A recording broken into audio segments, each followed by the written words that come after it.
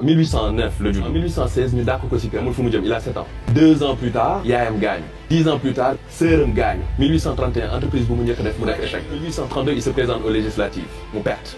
1833 mu àbb copain am xaalis pour def benn financement. Avant fin de l'année projet bi tombé à l'eau. toogaat 17 ans pour payer dette boobu. En 1835 mu rencontré benn fiancé wu ak femme boobu quelque temps plus tard femme bi dee. 1836 mel nit boobu noonu dugg dépression. 6 mois tëdd lal mais il se relève.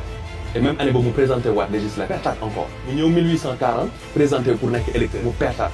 1842 mu am soxna am ñeenti doom ñetti yi dee. waaw dese ko benn.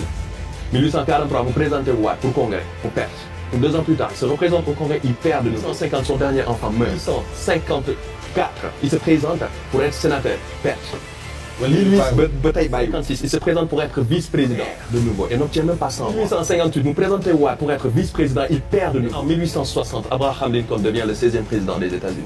si li nga doon wax ni yëpp Lincoln Allahu Akbar Allahu Akbar. Qu'est-ce qui est à l'origine de ça? Pourquoi il a continué la persévérance? Parce qu'aujourd'hui il faudrait savoir que les obstacles que nous rencontrons sont adaptés à nos potentiels. Plus ton potentiel est grand, plus les obstacles que tu vas rencontrer seront plus immenses et plus les échecs qui vont en découdre feront plus mal. tey jii lépp loo rencontrer si sa àdduna c'est parce que da nga ko atteindre. Il y a toujours des gens qui vont te dire des choses négatives dans ta vie. Si tu n'as pas la force de continuer c'est que tu es mort. Est-ce que vous savez que la peur est un atout?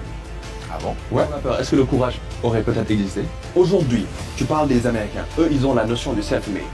Je me fais moi-même. La quête de la réussite doit être comme la recherche de nourriture quand on a faim. Tu as faim, tu vas marcher, tu vas essayer de trouver à manger. Imagine aujourd'hui que tu sois dans un tour et qu'il n'y a personne aujourd'hui qui puisse t'aider. Tu vas rester comme ça les bras croisés. Non?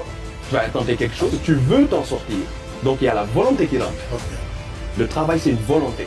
Personne ne va faire les choses à ta place. Même si tu pries Dieu pour avoir un bon travail, il va pas te donner un bon travail. Il va te donner les moyens d'avoir un bon travail. La deuxième chose, aujourd'hui, je parlais de sacrifice, de laisser l'ensemble des habitudes qui nous éloignent de nos objectifs. Se concentrer sur l'essentiel.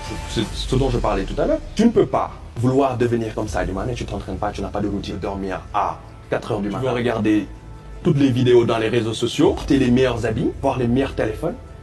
C'est pas possible.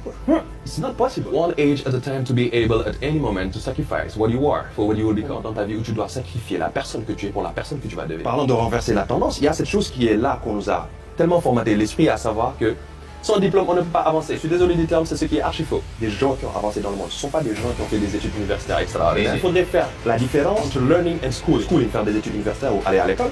And learning, le fait de s'instruire. On peut s'instruire sur toute chose. Faire des études universitaires, c'est une forme d'instruction.